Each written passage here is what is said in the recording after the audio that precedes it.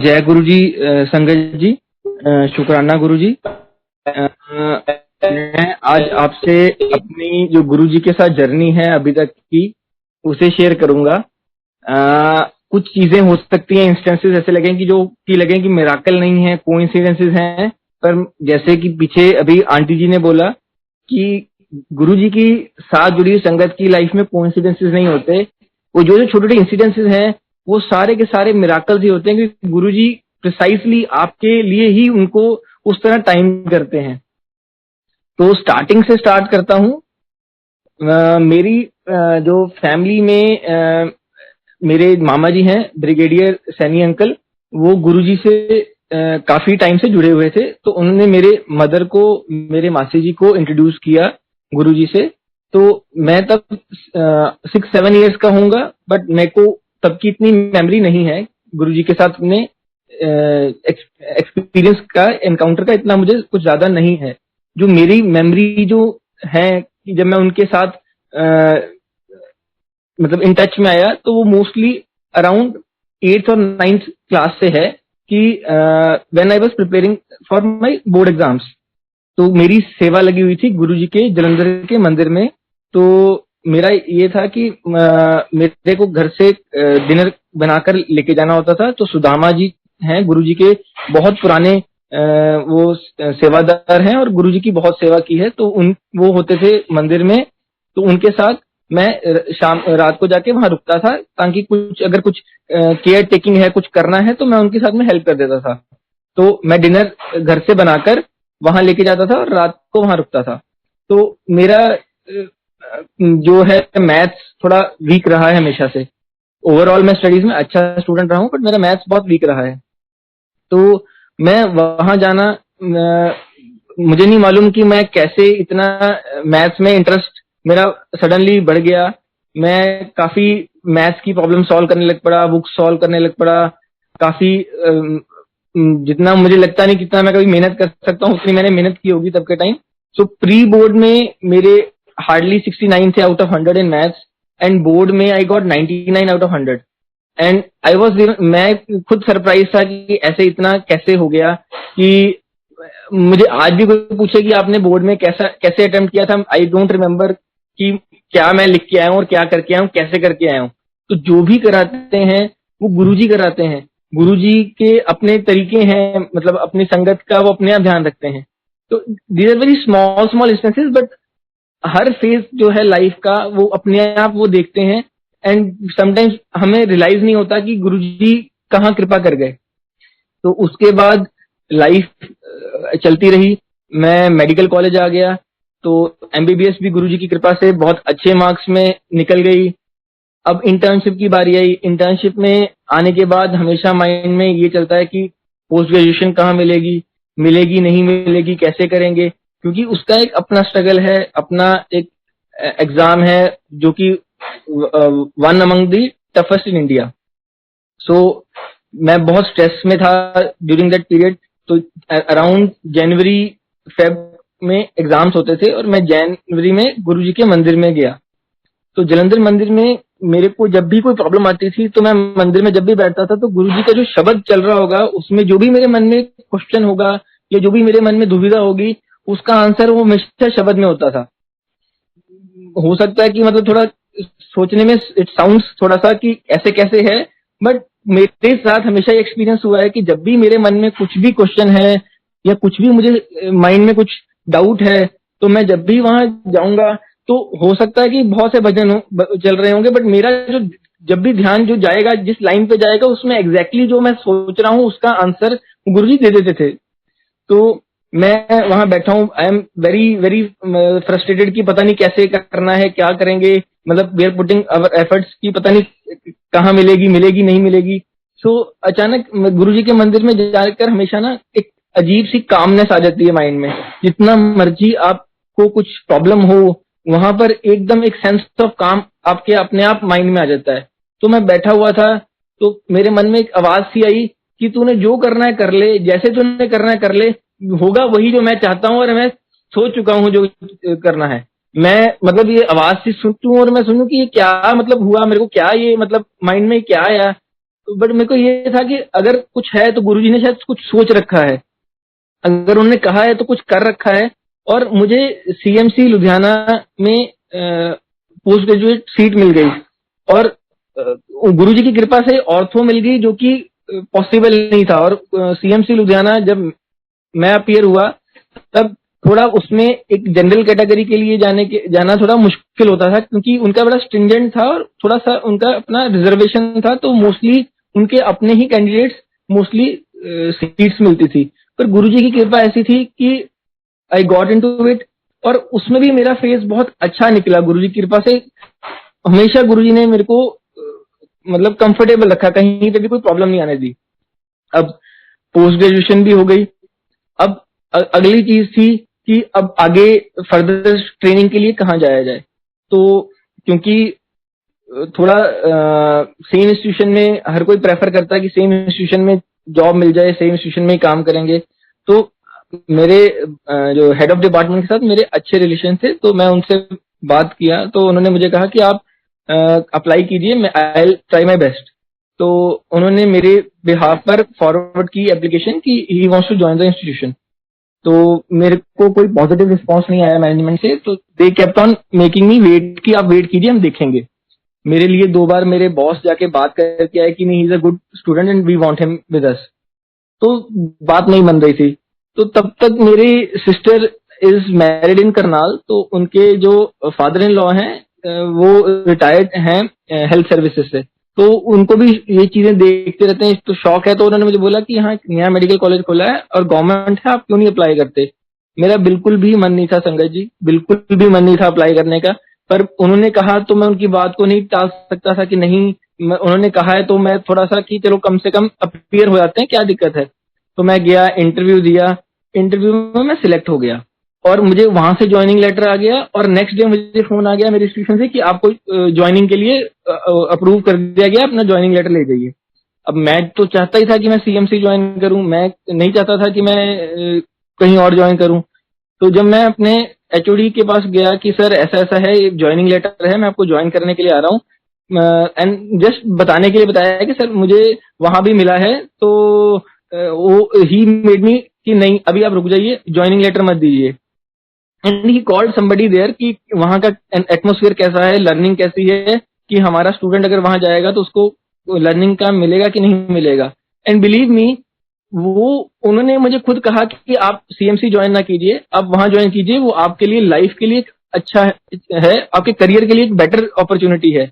और आप बिलीव नहीं करेंगे, मैं वहां जाकर जितना मैं क्लिनिकल स्किल सीखा हूँ, जितना मैं सर्जिकल स्किल्स सीखा हूँ, ट्रॉमा सर्जरी सीखा हूँ, उतना मैं शायद कभी सीएमसी में अगर मैं 4-5 साल भी काम करता नहीं सीखता, जितना मैं वहां 1 साल में सीख गया। तो गुरुजी हर चीज आपके लिए पहले ही अरेंज रखते हैं, हर चीज उनको पता है कि आपके लिए बेस्ट क्या है। हम सोचते हैं कि मुझे ये चाहिए या मुझे वो चाहिए, वो एक्चुअली एक सही थॉट प्रोसेस नहीं है, कि गुरुजी को ही मालूम है कि हमारे लिए फ्यूचर में क्या सही है। हम हमेशा शॉर्टली सोचते हैं कि हाँ मुझे ये मिल जाएगा तो ऐसे हो जाएगा, बट गुरुजी को पूरी पिक्चर मालूम है कि किस तरह क्या इस बच्चे के लिए सही रहेगा। तो ये एक इंस्टेंस निकल गया। उसके बाद बात आई कि मेरे पेरेंट्स आर वेरी वरीड कि मेडिकोज में अक्सर होता है कि हम थोड़ा लेट शादी होती है, क्योंकि हम अपने प्रोफेशन और करियर में ही और स्टडीज में लगे रहते हैं। तो मेरे पेरेंट्स बहुत वरीड थे कि वो रिश्ते ढूंढ रहे हैं, उनको रिश्ते नहीं मिल रहे, कोई ना कोई बात पे कभी किसी से बात नहीं बन रही, कहीं किसी से बात नहीं बन रही। तो देवर रियली रियली वरीड। वो मतलब हर रोज यही फोन करना कि आप इंटरेस्ट नहीं दिखा रहे, मेरे को रोज कॉल आनी कि आप घर से बाहर ही रहते हो और इंटरेस्ट नहीं दिखाते, अब आप मतलब you should start thinking towards this also. तो बहुत थोड़ा वो फेज ऐसा था कि वो थोड़ा इमोशनली बहुत स्ट्रेसफुल था, कि हर रोज फोन करना कि नहीं आप थोड़ा एक्टिवली पार्टिसिपेट करो, हर बारी बात को टाल देते हो। तो उस वक्त मेरे पेरेंट्स तो मेरे फादर गुरुजी को इतना नहीं मानते हैं, बट मेरे मदर गुरुजी को शुरू से बहुत ज्यादा फर्म फेथ है। तो उन्होंने गुरुजी के मंदिर में गए, इवन मेरे फादर को भी वो over the years he has pushed him, and बहुत बार अब उनके जो जैसे उन्होंने लाइफ में देखा है कि काफी अच्छी चीजें हुई हैं गुरुजी के जो ये छोटे छोटे मिराकल्स हैं, ये उन्होंने एक्सपीरियंस किए हैं, तो वो भी अब थोड़ा उनका भी गुरुजी की तरफ थोड़ा सा हो गया है अटैचमेंट। तो वो भी गए कि इसकी कोई बात नहीं कहीं बन रही, तो अचानक आउट ऑफ द ब्लू उन्होंने कुछ रिश्ते ढूंढे और उन्होंने कहा कि इनके साथ आपने मीटिंग करनी है। एंड वो एक पर्टिकुलर कोई मैच उन्होंने निकाला विच मेरे को I was not interested in that. मैं उसको स्पेसिफिकली उनको कह रहा था कि आई एम नॉट इंटरेस्टेड, क्योंकि वो एक डॉक्टर फैमिली से था। थोड़ा सा I was hesitant to marry somebody with मतलब डॉक्टर बैकग्राउंड, बिकॉज मुझे था कि शायद दे विल थोड़ा सा बी डोमिनेंट ऑन मी कि मतलब वी आर ऑल डॉक्टर्स, तो आप इस तरह काम कीजिए उस तरह काम कीजिए, I might not be comfortable. थोड़ा सा वो मेरी परसेप्शन थी। तो मेरे पेरेंट्स थे कि नहीं रिश्ता अच्छा है तो आप एक बार मिल लीजिए, अगर आपको नहीं अच्छा लगता तो कोई बात नहीं, वो तो बात की बात है, पर आप मिले बगैर कैसे डिसाइड कर सकते हैं। And believe me, I married that girl only. और मैं इतना ज्यादा गुरुजी का आज भी शुक्राना करता हूं कि मुझे अब रियलाइज होता है कि गुरुजी जो करते हैं उनसे बेहतर हमारे लिए कोई नहीं सोच सकता। वो जो प्रिसाइजली सोचते हैं वो सबसे बेस्ट होता है। और वो मेरी वाइफ आंटी जी जो मेरे उसमें आई हैं लाइफ में, she has been such supportive person, इतने अच्छी मेरे को लगता है कि शायद मैं ना डिजर्व करता हूं और ना शायद मैं कभी इतना मतलब अच्छे इंसान को कभी मेरी लाइफ में आ सकता था, पर गुरुजी की कृपा है कि मेरे को इतनी अच्छी एक partner milli.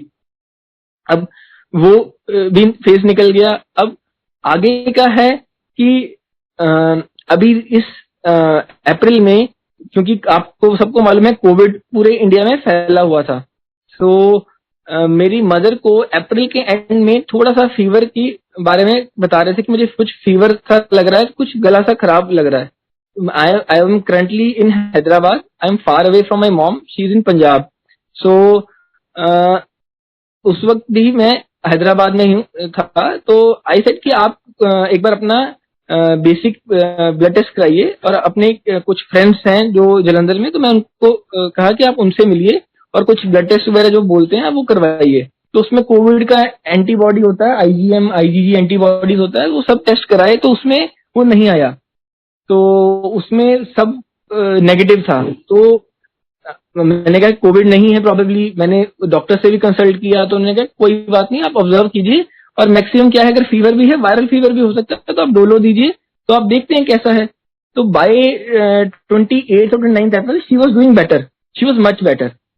But around 5th of May again she started complaining कि उनको फीवर आना शुरू हो गया है फिर से, और वो अब फीवर के स्पाइक्स बढ़ गए हैं, अराउंड 100-101 होना शुरू हो गया है, and she is not that much comfortable, weakness और ये सब सिम्टम्स बढ़ गए हैं। तो again I consulted my doctor and we started her on some antivirals, और कुछ दवाइयां जो कोविड के लिए स्टैंडर्ड यूज कर रहे थे वो सब उनको स्टार्ट कर दी। और एक बार जस्ट फॉर सेक ऑफ कह लीजिए कंफर्मेशन, तो एक बार आरटीपीसीआर कराया कि शायद कोविड मतलब जैसे सिम्टम है तो शायद कोविड ही हो, मे बी पहले नहीं था रिपोर्ट्स में आया, तो अब चेक कर लेते हैं। तो by chance she came out to be covid positive, और मेडिसिन स्टार्ट कर दी, she started improving. Again 3 days down the line, 3 दिन बाद फिर से उनको फीवर का स्पाइक बढ़ना शुरू हो गया, बीच में उनका फीवर बिल्कुल खत्म हो गया, सब कुछ ठीक हो गया। अगेन 3 दिन बाद फीवर बढ़ना शुरू हो गया, हम फिर घबरा गए कि क्या बात हो गई। तो तब सीटी स्कैन कराया, उनके लंग्स में काफी चेंजेस आ गए थे। देयर इज अ स्कोरिंग, तो वो स्कोरिंग 14 out of 25 थी उनकी, जो कि एक अच्छी बात नहीं होती, और उनकी एज और उनको ऑलरेडी काफी प्रॉब्लम्स हैं, कोमॉर्बिडिटीज हैं, तो उनके लिए बहुत बुरी बात थी।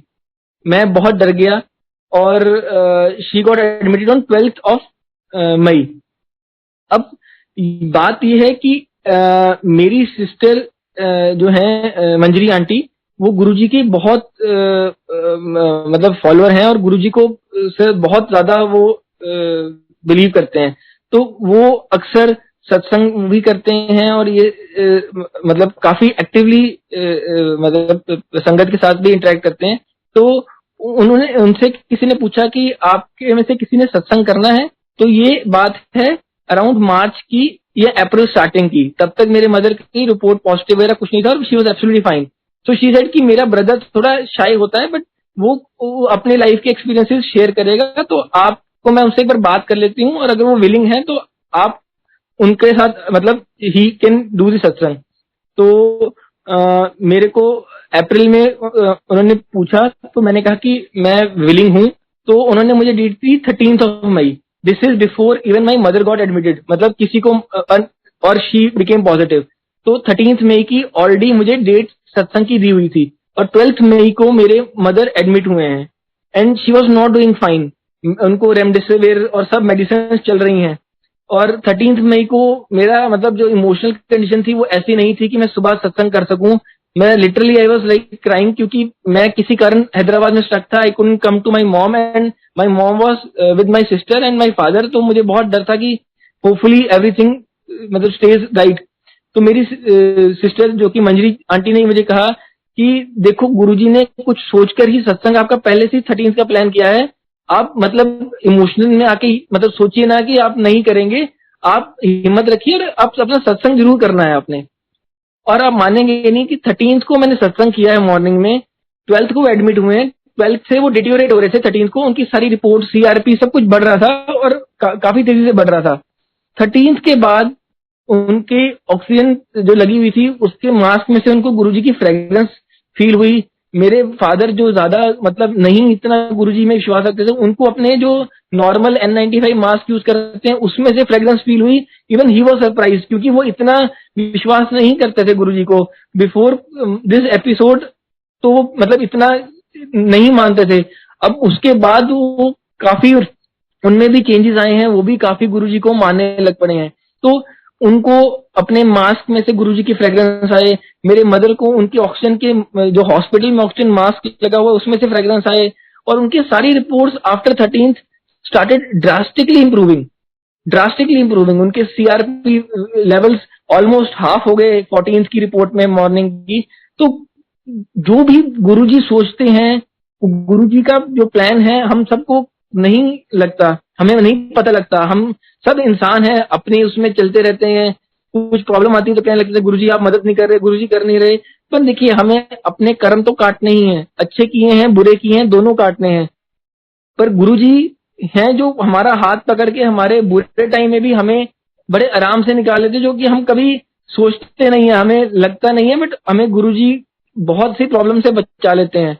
और my mother is absolutely fine now, बिल्कुल ठीक होके आराम से घर आ गए इन 7-8 डेज। जबकि उनकी जिस तरह इनिशियल कंडीशन थी, मतलब इट वॉज वेरी थोड़ा सा मतलब वी आर वेरी फियरफुल कि कुछ भी हो सकता है because of her age and comorbidities. उनको काफी प्रॉब्लम्स हैं। तो गुरु जी का बहुत बहुत शुक्राना कि मेरे मदर को बिल्कुल ठीक करके उन्होंने वापस भेजा। अभी ये खत्म हुआ था तो my wife was expecting during that time, और दैट इज वाई मैं अपनी मदर के पास नहीं आ पाया, क्योंकि कोविड के एक्सपोजर को अवॉइड करने के लिए। सो मेरी वाइफ गुरु जी के बर्थडे पे ही वापस चंडीगढ़ लैंड हुई थी फॉर मतलब she return back from Hyderabad because उनका लास्ट मंथ चल रहा था। तो she wanted to be near the family की डिलीवरी वहीं कराएंगे। तो गुरुजी के का जो बर्थडे का दिन ही उन्होंने चुना, कह लीजिए कोइंसिडेंस है या गुरुजी का ही प्लान था। तो वो चंडीगढ़ उतरे और गुरुजी के सत्संग से सबसे पहले मेरी सिस्टर के घर में उस दिन सत्संग था मंजरी आंटी के, तो उनके रेजिडेंस से एयरपोर्ट से पहले उनका मत्था टेक के जल प्रसाद लेकर फिर अपने घर गए। तो सब कुछ ठीक निकल गया।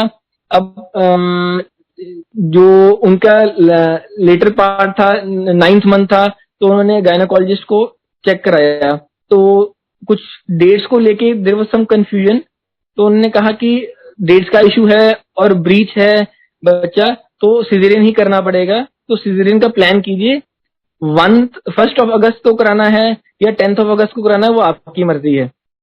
सो बाद में ये कहते हुए डॉक्टर ने कह दिया कि आप 1 अगस्त को करा लीजिए, फर्स्ट एक अच्छा दिन है, तो 1 अगस्त को करेंगे, फर्स्ट बच्चा निकालेंगे आपका।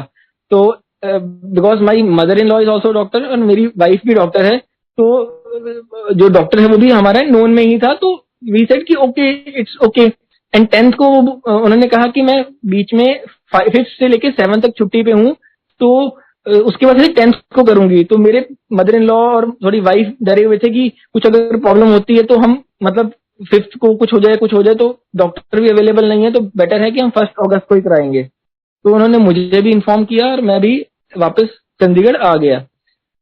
तो बच्चा 1 अगस्त को सिजेरियन हुआ, आराम से बाहर आया। She gave birth to a baby boy. अभी बच्चा हार्डली 1 घंटा या 2 घंटा हुआ था और बाहर आए को। तो मेरी जो वाइफ की भाभी है वो पीडियाट्रिशियन है, तो उन्होंने नोटिस किया कि बच्चे को ब्रीदिंग प्रॉब्लम हो रही है, वो काफी एफर्ट दे रहा है, जबकि उसको कोई प्री जो एंटीनेटल में कोई स्कैन में कोई प्रॉब्लम नहीं थी, उसका अभी भी कोई ऐसा प्रॉब्लम नहीं थी। तो हम भी सब कंफ्यूज थे कि क्या हुआ है। तो उनके जो हॉस्पिटल के न्यूरोलॉजिस्ट ने कहा कि कोई बात नहीं, बच्चों को कई बार हो जाता है, तो आज के दिन ऑक्सीजन में रख के देखते हैं। वो जनरली बच्चे 24 आवर्स में रिकवर कर जाते हैं। और अभी तक ना उसकी मदर ने ना मैंने बच्चे को अभी उठा के भी नहीं देखा था, क्योंकि हम अंदर सिजेरियन की सर्जरी में ही थे जब बच्चा बाहर शिफ्ट हुआ है। तो उसके बाद नेक्स्ट डे ही डिटोरेटेड फर्दर। उनके बच्चे के लंग्स में कुछ लीजन्स आने शुरू हो गए, उनकी जो रेस्पिरेटरी डिस्ट्रेस था वो और बढ़ गया। So that was a very I would say a tough time and a scary time, क्योंकि it was our first he was our first child. और आई थिंक किसी के लिए भी, माँ बाप के लिए बच्चे को उस कंडीशन में देखना इज नॉट समथिंग इजी, बहुत मुश्किल होता है। being doctors, that day I realized कि it's easier to stand from the other side as a doctor and say कि हम अपना बेस्ट कर रहे हैं और घबराइए नहीं, but from a patients perspective it becomes a very tough thing. बहुत मुश्किल होता है कि कोई अपना तकलीफ में देखना। तो हमने कहा कोई बात नहीं। अब वो न्यूरोलॉजिस्ट ने कहा कि आप हम कुछ टेस्ट करेंगे, आप कुछ देर और वेट कीजिए, कई बार इम्प्रूवमेंट को, रिकवरी को टाइम लगता है, तो आप घबराइए नहीं।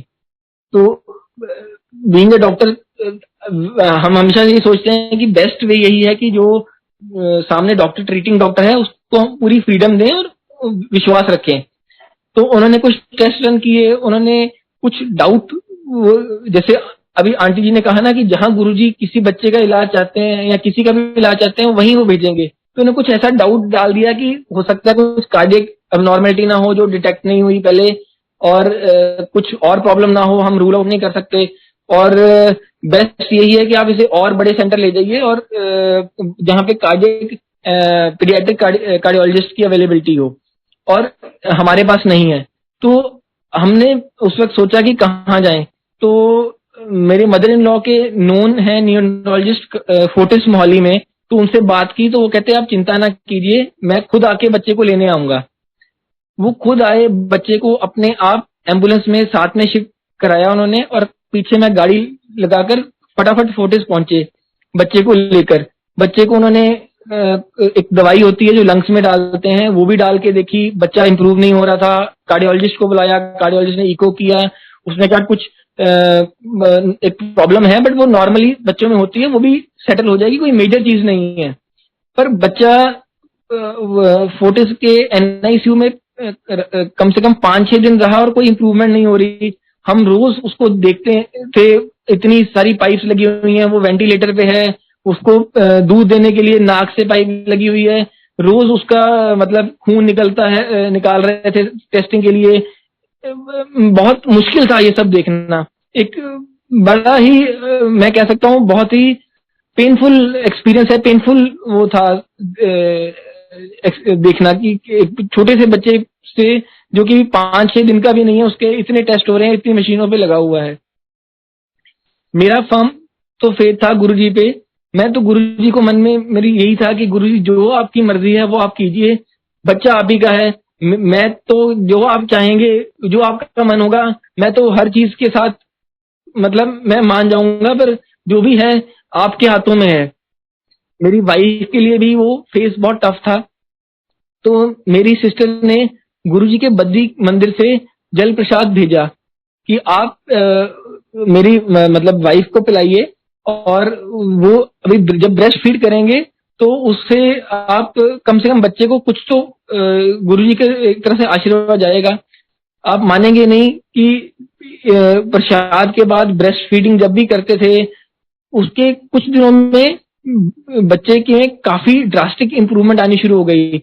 आगे जो रिपोर्ट्स ऑलमोस्ट एक स्टेबल रहती थी, ना वो गिरती थी ना इंप्रूव होती थी, वो इंप्रूवमेंट की तरफ शुरू हो गया। बच्चा काफी हद तक रिकवर कर गया बाय 11th और 12th डे। और मेरे को 12th को मैं जनरली इतना फेसबुक वगैरह नहीं खोलता, तो 12th को मैंने जस्ट अपना फेसबुक खोला तो गुरुजी के ही पेज, बड़े मंदिर का एक पेज है, उसका ऊपर मैसेज आया बड़ा बड़ा कि जा तेरी झोली च पा दिता हैगा, जा ऐश कर शुक्राना कर। एंड मैंने जो कहा ना कि गुरुजी का एक कम्युनिकेट करने का हर अपनी संगत से एक तरीका होता है, तो वो बात मेरे अंदर बैठ गई, क्योंकि मैं वही सोच रहा था कि बीच में कि गुरुजी आपने ठीक भी किया, तो मुझे कैसे पता लगेगा कि मेरी सिस्टर कह रही थी कि वो देखो इम्प्रूव हो रहा है, तो गुरुजी का प्रसाद पीने के बाद हो रहा है, आपने शुक्राना करना है। तो मेरे माइंड में तब ये बात चल रही थी कि गुरुजी अब वो बेटर तो हो रहा है, पर मैं कैसे मतलब सोचूं कि आपने ही मतलब इंटरवीन किया है। तो वो जब वो नेक्स्ट डे वो लाइन आई ना, तो मेरे को गुरुजी ने इंडिकेट कर दिया कि देख वो करने वाला मैं ही हूँ, तू जो मर्जी मन में रख, करने वाला मैं ही हूँ, तेरे को झोली में तेरा गिफ्ट दे दिया है, तू ऐश कर बस शुक्राना करके आ। और 13th को यानी कि नेक्स्ट टू नेक्स्ट डे बच्चा डिस्चार्ज होके घर वापस आ गया। और उसके नेक्स्ट डे मैं बद्री मंदिर में गुरुजी का शुक्राना करके आया और सत्संग करके आया। तो लाइफ में जितने भी प्रॉब्लम्स आती हैं, जो मैं अपने एक्सपीरियंस से शेयर कर सकता हूँ कि गुरुजी अपने आप हर चीज मैनेज करते हैं। हम डेफिनेटली स्ट्रेस होते हैं, हमें डर जाते हैं क्योंकि हम इंसान हैं, हमें लगता है कि कैसे होगा, पर गुरुजी पे अगर फेथ हम रखेंगे प्रॉपर, और गुरुजी हर चीज का अपने आप सोल्यूशन देते हैं। हर चीज जो है वो उनका एक टेस्ट कह लीजिए, और हर चीज जो है वो हमारे कर्म ही है जो हमें भुगतने हैं। पर गुरुजी का अगर हम गुरुजी को पकड़ के रखेंगे, अपने उनका साथ नहीं छोड़ेंगे, तो हमें कोई प्रॉब्लम नहीं आएगी।